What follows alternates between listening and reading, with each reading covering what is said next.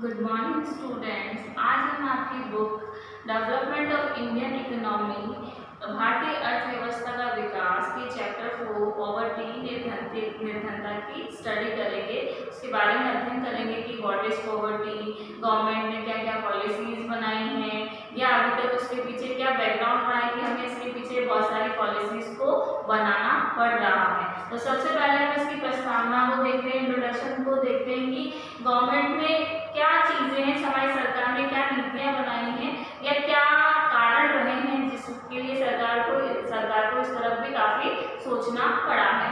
तो हमने देखा है कि पिछले हमने बहुत सारे 3 चैप्टर्स पढ़े, उसमें हमने स्टडी किया कि सरकार ने इंडियन डेवलपमेंट के लिए, इंडियन इकोनॉमी के डेवलपमेंट के लिए काफी पॉलिसीज बनाई है और उसका जो हमारा डेवलपमेंट इंडेक्स है उस पर क्या इफेक्ट रहा है और उसके क्या चेंजेस आए हैं और जो भी पॉलिसीज हमारी बनी थी इकोनॉमिक डेवलपमेंट के लिए, उनका मेन मोटिव ये कहा था कि जो लोग हैं, जो भारतीय जनता है, उसकी बेसिक नीड्स, जो मूलभूत आवश्यकताएं, उनकी पूर्ति करना रहा है।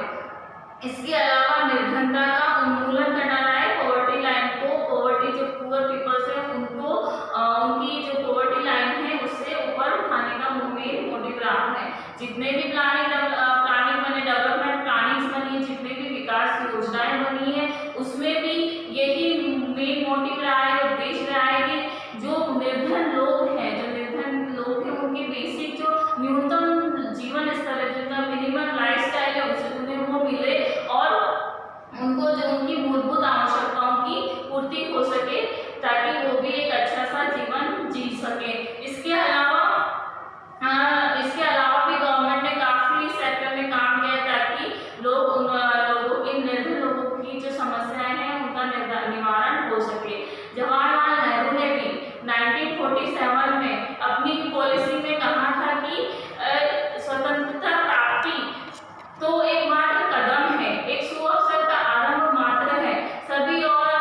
अभी और बहुत सी महान उपलब्धियां और विजय सब हमारी प्रतीक्षा में है और ये होंगे निर्धनता, अज्ञान, रोग और अवसरों की असमानताओं के उन्मूलन के उत्सव। उन्होंने जो 1947 में संविधान सभा में अपनी स्पीच दी थी उसमें भी निर्धनता के लिए कहा था कि इनके उन्मूलन को बहुत, पॉवर्टी का जो उन्मूलन है, पॉवर्टी के जो चेंजेस है, पॉवर्टी लाइन में जो चेंजेस करने वो मेन मोटिव रहा है।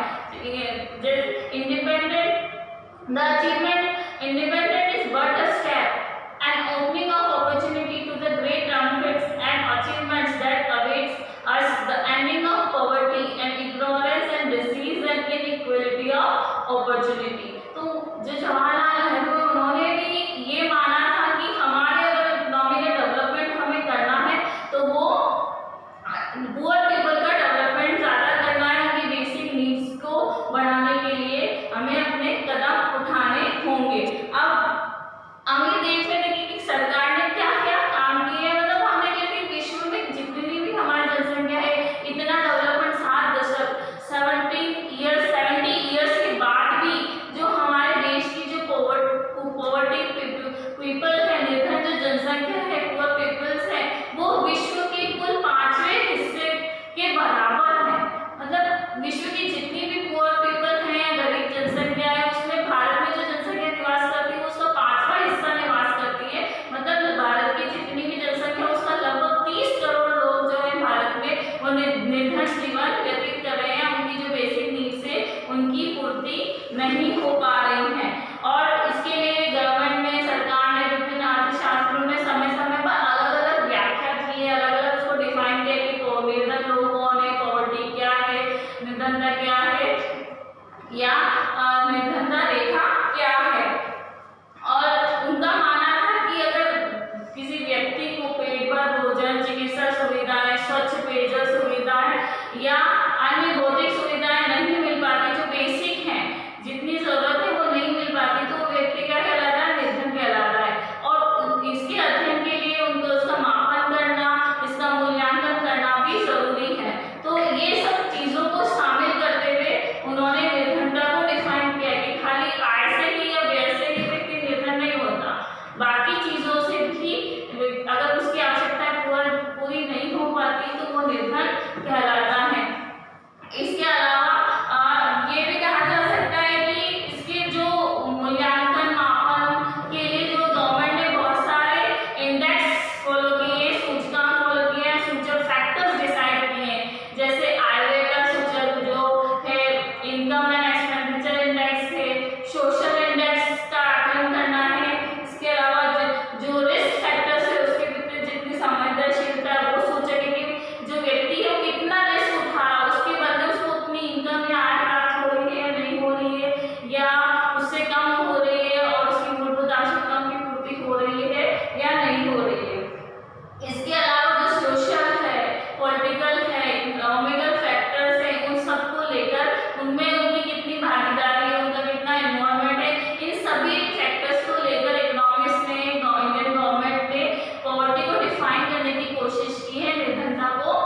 फाइंड करने की कोशिश की है। तो हम ये देख लेते हैं कि निर्धन कौन है, हु आर पुअर पीपल, कौन व्यक्ति जो है वो निर्धन कहलाते हैं।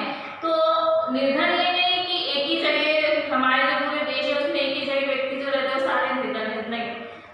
गाँव और शहरों दोनों ही क्षेत्रों में निर्धन व्यक्ति पाए जाते हैं, दोनों में ही निर्धन जनसंख्या का निवास होता है। इसके लिए हम एक कहानी पढ़ते हैं, जैसे अनु और सुधा की कहानी। दोनों का जन्म एक ही दिन होता है, लेकिन जो अनु की माता जी होती है वो दिहाड़ी मजदूरी, जो डेली वेजेस पे जो वर्कर्स काम करते हैं, दिन भर कमाते हैं और जो इनकम प्राप्त होती है उस दिन का उनसे गुजारा चलता है, वो करने वाली होती है। और जो दूसरी होती है वो सुधा है, उसकी माता जी बहुत ही अच्छे फैमिली से होती है, धनी परिवार से होती है और उनका जीवन यापन उसमें चलता रहता है।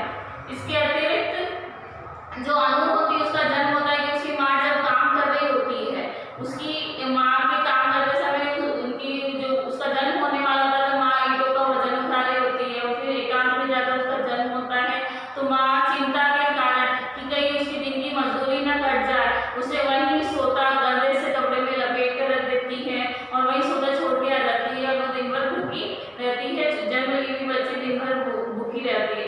इसके विपरीत जो सुधा है उसका जीवन एक अच्छे, उसका जो जन्म होता है वो अच्छे से हॉस्पिटल में होता है, उसे साफ सुथरे कपड़े में लपेटा जाता है, अच्छी चिकित्सा सुविधाएं मिलती है, उसकी माँ उसे जन्म देते हैं, अपना दूध पिलाती है, तो पूरी पोषण भी उसे मिलता है।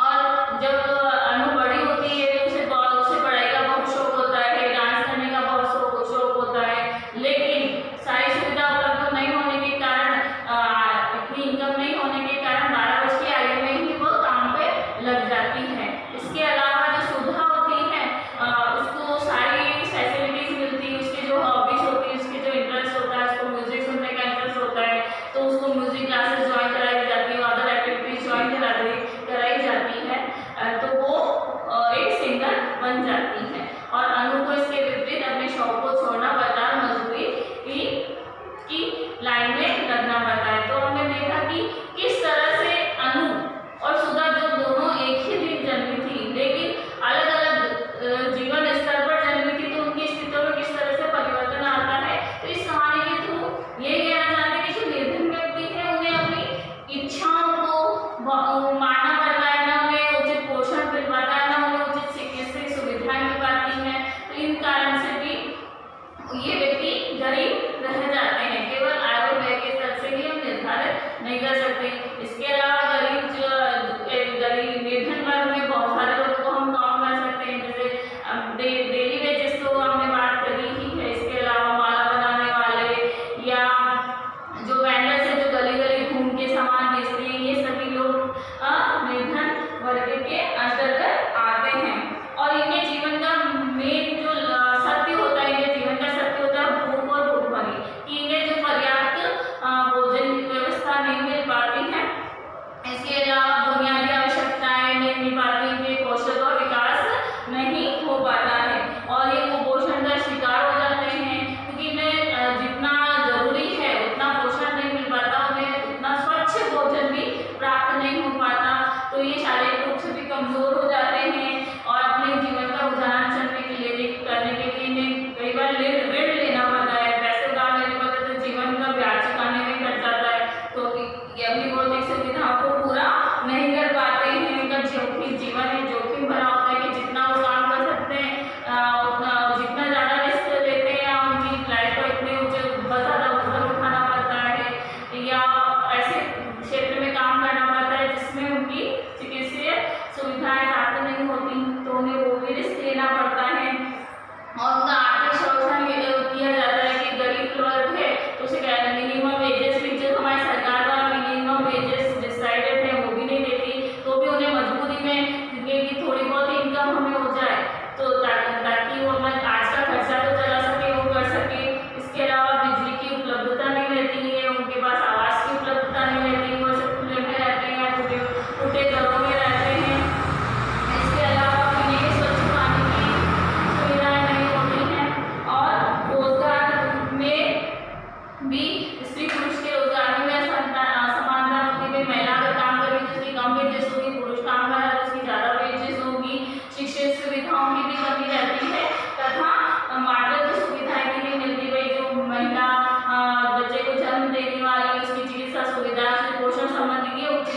रिहायती उन्हें नहीं मिल पाती है।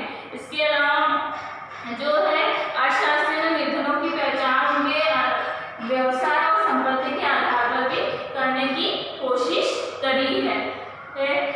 और अब हम देखते हैं कि और जो भी निर्धनों का निर्णय होता है ग्रामीण और शहरी जनसंख्या में, उनको उनके व्यवसाय उनकी संपत्ति के आधार पर सरकार करने का प्रयास करती है। अब हम देखेंगे कि निर्धनों की पहचान कैसे होती है, कि वो how are poor people identify, कि हम कैसे कहेंगे कि ये व्यक्ति निर्धन है और ये नहीं है।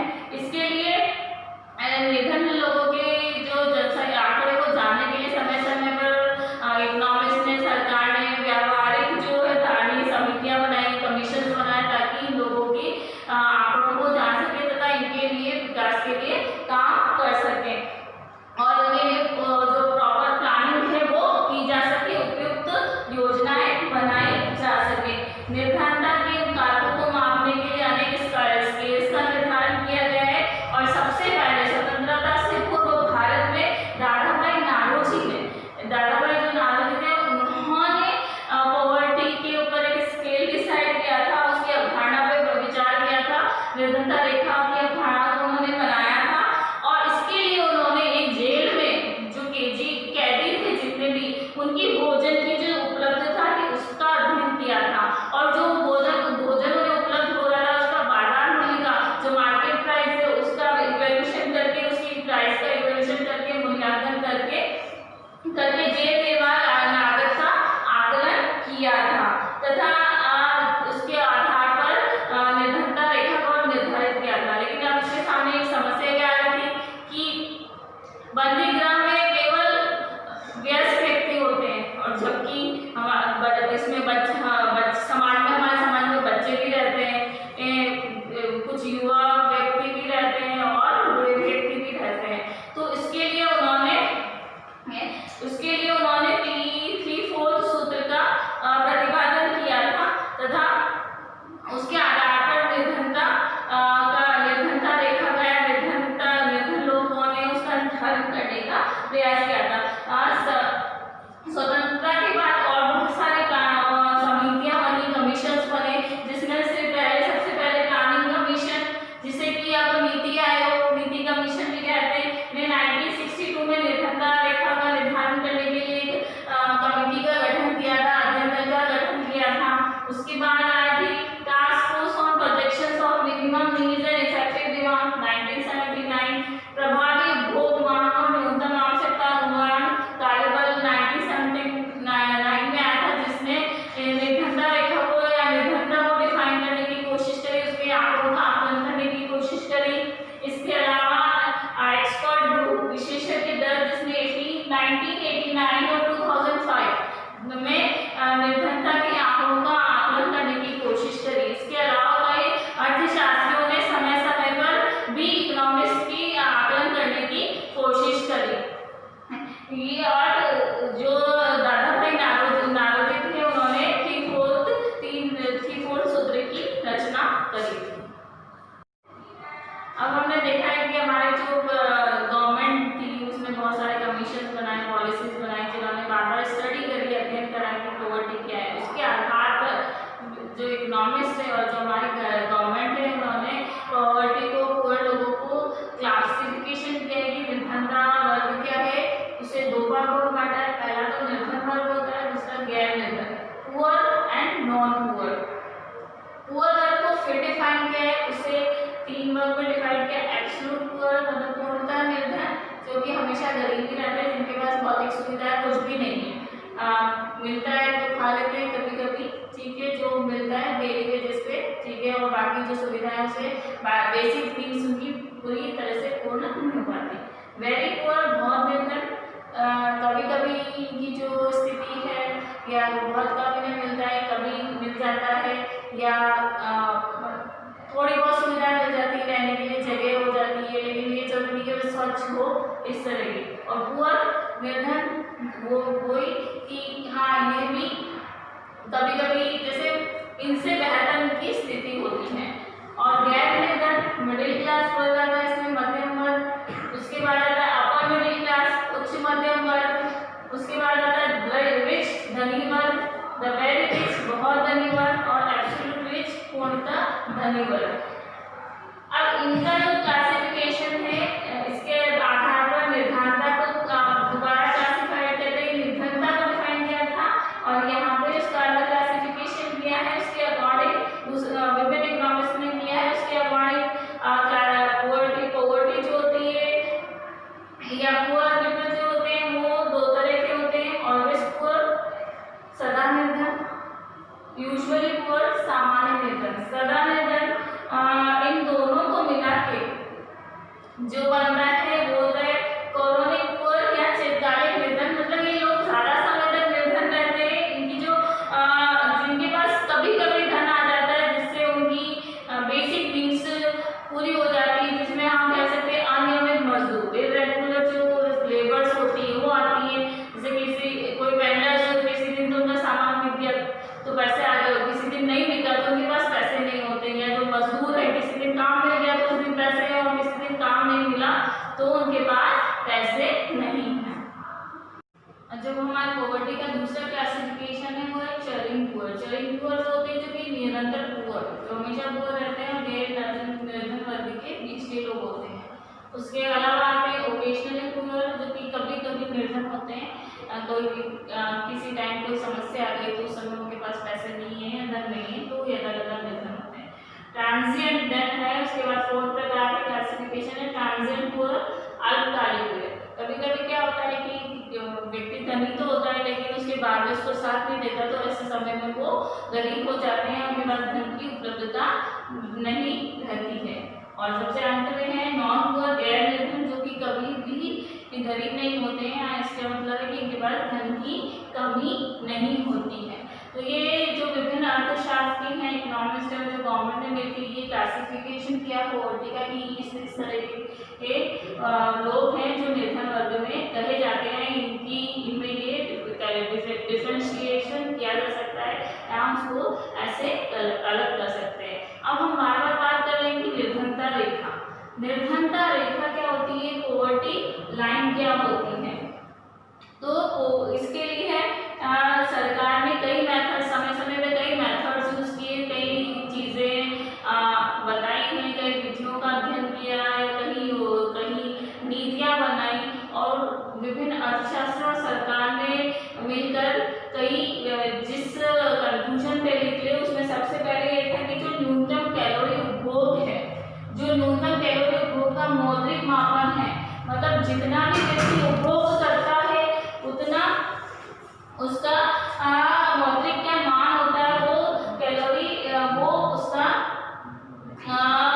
वो उसके हिसाब से निर्धनता को डिफाइन कर सकते हैं। Monetary value per capita income, मतलब प्रति व्यक्ति आय के ऊपर वो जितना एक्सपेंडिचर कर रहा है उसकी मौद्रिकता कितनी खर्च हो रही है उसके आधार पर हम निर्धनता रेखा का निर्धारण कर सकते हैं। उसके आधार पर उन्होंने सबसे पहले निर्धारण किया था कि ग्रामीण क्षेत्र, रूरल जो पर्सन होते हैं, ग्रामीण व्यक्ति जो होते हैं वो प्रतिदिन 2400 कैलोरी का उपभोग करते हैं। मतलब अपनी आय का जो हिस्सा है उसमें से जो उपभोग पर जो व्यय करते हैं उसमें से उन्हें 2400 कैलोरी मिलना चाहिए। और यही है अर्बन पर्सन, जो शहरी क्षेत्र में जो लोग होते हैं, अर्बन एरियाज में, शहरी क्षेत्रों में, वो प्रतिदिन 2100 कैलोरी का उपभोग करें तो वो निर्धनता रेखा से ऊपर है। और इससे नीचे उनका उपभोग होता है तो वो निर्धनता रेखा से नीचे ठहरे जाते हैं और ये इनकी निर्धनता रेखा को डिफाइन करते हैं। इसके अलावा 2011 और 12 में सरकार ने जो मौद्रिक आय की जो रुपीज है उसमें ये निर्धारित किया था कि जो व्यक्ति ग्रामीण क्षेत्र में 816 रुपये व्यय करता है और इसके अलावा अर्बन क्षेत्र में 1000 रुपये व्यय करता है वो गरीबी निर्धनता रेखा का डिफाइन करते हैं या गरीबी निर्धनता रेखा का निर्धारण करते हैं, उससे ऊपर या उससे नीचे आके जाते हैं। इसके अलावा हमारी सरकार ने जो मासिक प्रति जो हमारी गवर्नमेंट है वो मासिक प्रति व्यक्ति व्यय मंथली पर कैपिटा एक्सपेंडिचर जिसे एमपीसी इसके द्वारा भी निर्धनता रेखा का निर्धारण करती है कि व्यक्ति मंथ में कितना एक्सपेंडिचर कर सकता है, कितना अपने आय का उपभोग पर व्यय कर सकता है, उसके द्वारा भी निर्धारित कर सकती है। लेकिन जो हमारे इकोनॉमिस्ट है, जो विद्वान हैं, वो ये मानते हैं कि केवल उपभोग के आधार पर ही हमें निर्धारित नहीं कर सकते हैं, डिसाइड नहीं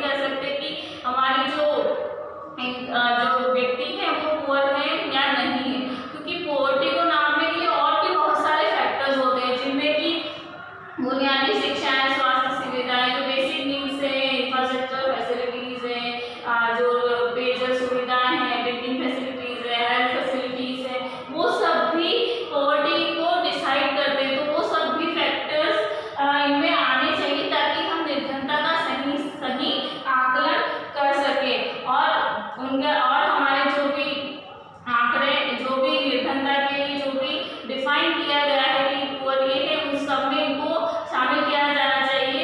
और इकोनॉमिस्ट ये भी मानते हैं कि जो सरकार आंकड़े निकालती है उसमें कभी कभी निर्धनता रेखा को कम दिखाने के लिए, निर्धन लोगों की जनसंख्या को कम दिखाने के लिए आंकड़ों की हेराफेरी की जाती है या हो जाती है, क्योंकि जो केवल आय के आधार पर व्यक्ति निर्धन नहीं कहा जा सकता।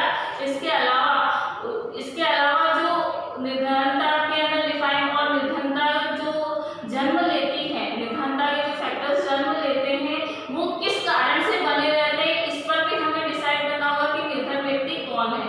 कि किसी व्यक्ति ने निर्धनता से तो जन्म लिया लेकिन उसने जो दूसरे फैक्टर्स है जैसे निरक्षरता है, अन्य भौतिक सुविधाएं हैं, इन सबको पा लिया तो व्यक्ति निर्धन नहीं कहलाएगा। तो जो सरकार जो पॉलिसीज बनाती है, जो नीतियों का निर्धारण करती है जिससे के द्वारा वो निर्धनता रेखा को डिफाइन करती है, उसमें सरकार को चेंजेस करने होंगे, क्योंकि इससे क्या होता है कि जो भ्रामक आंकड़े प्राप्त होते हैं, कंफ्यूजिंग जो डेटा है वो हमें मिलते हैं। क्योंकि सरकार जो इस आय के अंतर्गत जो उसने डिसाइड की कि 2400 कैलोरी प्रतिदिन उपभोग, 2100 कैलोरी प्रतिदिन उपभोग या 816 रुपये ग्रामीण क्षेत्र में व्यय या 1000 रुपये शहरी क्षेत्र में व्यय, इसके द्वारा ही केवल निर्धनता रेखा डिफाइन नहीं की जा सकती। इसके अलावा जो दूसरे फैक्टर्स है वो उसमें शामिल किए जाने चाहिए। और इसके कारण उन्होंने क्या किया है, जो निर्धन और गैर निर्धन वर्ग है उन्हें भी इसमें शामिल कर लेते हैं, जिससे जो भी डेटा पॉवर्टी के जो डेटा हमें मिलते हैं, गरीबी रेखा के जो हमें डेटा मिलते हैं वो हमें भ्रामक हो सकते हैं। तो सरकार को चाहिए कि जो डेवलपमेंट पॉलिसीज बनाती है, जो विकास की नीतियां बनाती है, विकास में चीज़ों को शामिल करती है, उसमें निरक्षरता उन्मूलन, basic needs, infrastructure facilities, drinking facilities, पेयजल सुविधाएं, अन्य जन स्वास्थ्य सेवाएं, हेल्थ फैसिलिटीज, उनको भी शामिल करे तथा लोगों को उनसे मुक्ति दिलाए। उसको इसके अंतर्गत निर्धारित करे कि वो उसके बाद पुअर व्यक्ति कौन सा है, गरीब व्यक्ति कौन सा है, निर्धनता क्या है। केवल मासिक प्रति व्यक्ति व्यय, उपभोग पर व्यय के आधार पर हम ये निर्धारित नहीं कर सकते। और सरकार ने ये भी दावा किया कि पिछले साल हमारे पिछले 50 सालों में या 5 दशकों में हमारे यहाँ पॉवर्टी कम हुई है, लेकिन ये आंकड़े भ्रामक हो सकते हैं, क्योंकि विद्वान मानते हैं कि इनमें निर्धनता को कम दिखाने के लिए सरकार कभी कभी उन आंकड़ों में हेराफेरी कर सकती है। इसके अलावा सरकार की जो इंडेक्स है, जो मापक नीति है, जो उसकी पर कैपिटा इनकम के आधार पर जो निर्धनता रेखा का या निर्धन व्यक्ति का निर्धारण करती है, उसकी कमियों के कारण बहुत सारे विद्वानों ने दूसरे इंडेक्स भी बनाए हैं, जिसमें सबसे पहला आता है अमर्त्य सेन सूचकांक। इन्हें इकोनॉमिक्स में अपने कॉन्ट्रीब्यूशन के लिए नोबेल प्राइज भी मिल चुका है। उन्होंने सेन इंडेक्स डेवलप किया था।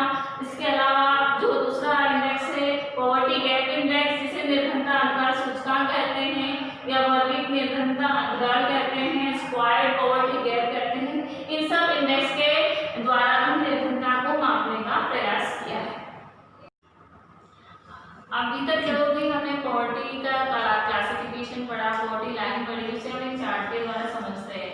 इसमें दिया गया पॉवर्टी लाइन बनाई गई कि ये जो लाइन है, इससे नीचे जो लोग हैं वो निर्धन है, पुअर है, और इससे ऊपर जो लोग हैं वो गैर निर्धन में आते हैं। तो हमें क्लासिफिकेशन कहते हैं कि ऑलवेज पुअर, जो हमेशा गरीब रहते हैं, हमेशा निर्धन रहते हैं, वो हमेशा इस पॉवर्टी लाइन से नीचे रहते हैं, बिलो रहते हैं।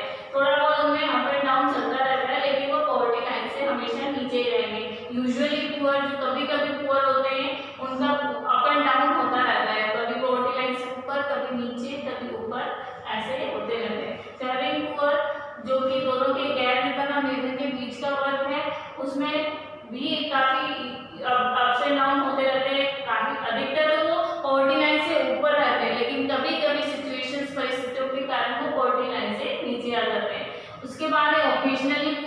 यदाकदा जो निर्धन होते हैं वो अधिकतर पॉवर्टी लाइन से काफी ऊंचे रहते हैं, बहुत कम ऐसा रेशियो होता है कि वो पॉवर्टी लाइन से नीचे आते हैं। और नेवर पुअर जो कभी निर्धन नहीं होते, हमेशा धनी जो व्यक्ति हैं नॉन पुअर, वो पॉवर्टी लाइन से काफी ऊपर रहते हैं, काफी ज्यादा दूर रहते हैं और वो कभी भी पॉवर्टी लाइन के नीचे नहीं आते हैं। ऑलवेज पुअर, यूजुअल पुअर को कॉलोनिक पुअर, चिरकालिक जो निर्धन है वो चले पुअर, ओकेजनली पुअर को ट्रांजिएंट पुअर, अल्पकालिक निर्धन, और ओकेजनली पुअर और नेवर पुअर कंबाइंड होकर भी नॉन पुअर गैर निर्धन वर्ग में आते हैं। तो हमने इस चार्ट के द्वारा देखा कि निर्धनता रेखा से के द्वारा कैसे पॉवर्टी जो पुअर पीपल्स है उनको हम डिफाइन कर सकते हैं कि कौन से कितना ऊपर है, पॉवर्टी लाइन से ऊपर है, कौन सा नीचे है। अब हम ये पढ़ेंगे कि the numbers of poor in India, Bharat में जो है निर्धनता की संख्या क्या है, कितना हुआ है। तो भारत में जितनी भी जनसंख्या का निर्धारण होता है वो उसका जो जनसंख्या का अनुमान लगाया जाता है वो निर्धनता रेखा से जो नीचे जो जीवन यापन कर रहे हैं उनके जनानुपात द्वारा किया जाता है। जनसंख्या के अनुपात के द्वारा निर्धनता रेखा से नीचे जीने वाले लोगों की आंकड़े निकाले जाते हैं, जिसे हेड काउंट रेशियो कहते हैं, गणना अनुपात विधि कहा जाता है। और अधिकतर जो भारत में जनसंख्या निर्धनता संबंधी जो आंकड़े हैं वो नीति आयोग, पहले वो कमीशन प्लानिंग कमीशन करता था, लेकिन अब जो है उसको नीति आयोग द्वारा संचालित किया जाता है। और उसका जो आंकड़े जो सैंपलिंग जो लेता है आंकड़ों का जो प्रतिशत जो ऑफिस या समिति निर्धारित करती है वो है आंकड़े राष्ट्रीय प्रतिदर्श सर्वेक्षण संगठन, जिसे कि बाद में राष्ट्रीय सांख्यिकी कार्यालय में परिवर्तित कर दिया गया था, नेशनल सैंपल सर्वे ऑर्गेनाइजेशन कहा गया है। ये जितने भी डेटा हैं पॉवर्टी से संबंधित वो हमारे सामने प्रेजेंट करती है, हमारे सामने लेके आती है। हम कुछ डेटा देख लेते हैं कि कितनी पॉवर्टी पहले थी और कितनी अभी है। उसमें सबसे पहले 1973-74 में 320 जो मिलियन व्यक्ति थे वो पुअर थे, और 2011-12 में 270 मिलियन व्यक्ति जो है वो पुअर वर्ग की श्रेणी में आते हैं। मतलब 1973 में तो करीब 55% पॉपुलेशन थी वो पॉवर्टी लाइन से नीचे थी, और 2011-12 में जो पॉपुलेशन है वो करीब 22% पॉपुलेशन है जो कि पॉवर्टी लाइन से नीचे है। इसका मतलब ये है कि धीरे धीरे पॉपुलेशन में कमी तो आ रही है, लेकिन क्या चेंजेस और हमें बाकी है वो उसे हम एक चार्ट के द्वारा देखें। अब हम देखते हैं कि जो इंडिया में जो पॉपुलेशन की जो पॉवर्टी के जो डेटा है वो कैसे हैं। तो यहाँ इस चार्ट में, इसके लिए हमने दो चार्ट बनाए हैं जिसमें पॉपुलेशन मिलियंस में और इसमें प्रतिशत में रेशो में है। 1973 से लेकर 2011-12 तक पॉपुलेशन में कितने चेंजेस आए, वो जो पॉपुलेशन थी तो हम देखते हैं कि 1903 दो लाइन से यहाँ पे जो ऊपर वाली जो लाइन है वो रूरल क्षेत्र को, ग्रामीण क्षेत्र को, और जो नीचे वाली जो लाइन है वो अर्बन एरिया को, शहरी क्षेत्र को डिफाइन करती है। तो हम देखते हैं कि जो हमारी ज्यादा पॉपुलेशन है उस ग्रामीण क्षेत्र में, रूरल एरियाज में रहती है। और 1973 से 2011-12 के बीच में जो हमारी 80% जो पॉपुलेशन है वो रूरल एरियाज में डिफाइन करती है, और इनमें इतने कोई चेंजेस नहीं आए।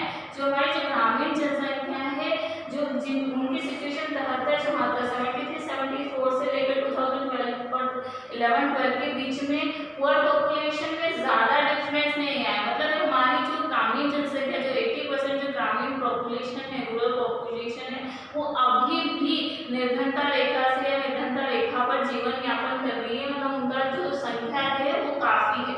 शहरी क्षेत्रों में काफ़ी चेंजेस आए, पहले कम थी, फिर क्योंकि गाँवों से लोग शहरों में जाने लगे तो शहरों की पॉपुलेशन बढ़ने लगी, तो कभी उसमें पुअर पॉपुलेशन में इंक्रीज हुआ और धीरे धीरे उसमें कम होने लगा। तो हम देखते हैं कि 73-74 में अर्बन जो पॉपुलेशन थी, शहरी जो जनसंख्या थी उसमें उतार और चढ़ाव, और 2011-12 में उसमें काफ़ी कमी आई है। ग्रामीण क्षेत्र में भी, रूरल क्षेत्र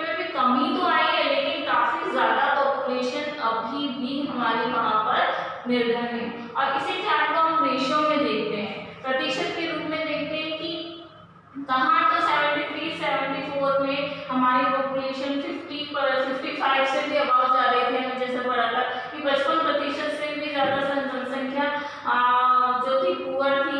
अर्बन एरिया में वो धीरे धीरे डिक्रीज होकर कहाँ आ रही है 22% पे, 22% पे नीचे आ रही है 2011। तो शहरी क्षेत्रों में तो पुअर पॉपुलेशन का रेशियो बहुत कम हो रहा है, और जो रूरल एरियाज में जो ग्रामीण जनसंख्या है उसमें भी पुअर पॉपुलेशंस में अप्स एंड डाउन्स हैं। इस 1973 में काफ़ी ज़्यादा थी, 60 के अबाव थी, और 83 में भी कम हुई, 93-94 में कम हुई, लेकिन 2004-05 में फिर से ज़्यादा हो गई। ये सब उनकी बेसिक नीड्स में कमी, स्वास्थ्य सुविधाओं में कमी तक नहीं पहुँच पाना, इनके कारण इनकी पॉपुलेशन काफ़ी बढ़ गई। फिर थोड़ी डिक्रीज होते हुए वो 2011-12 में 40 के अराउंड है, 40% की जनसंख्या अब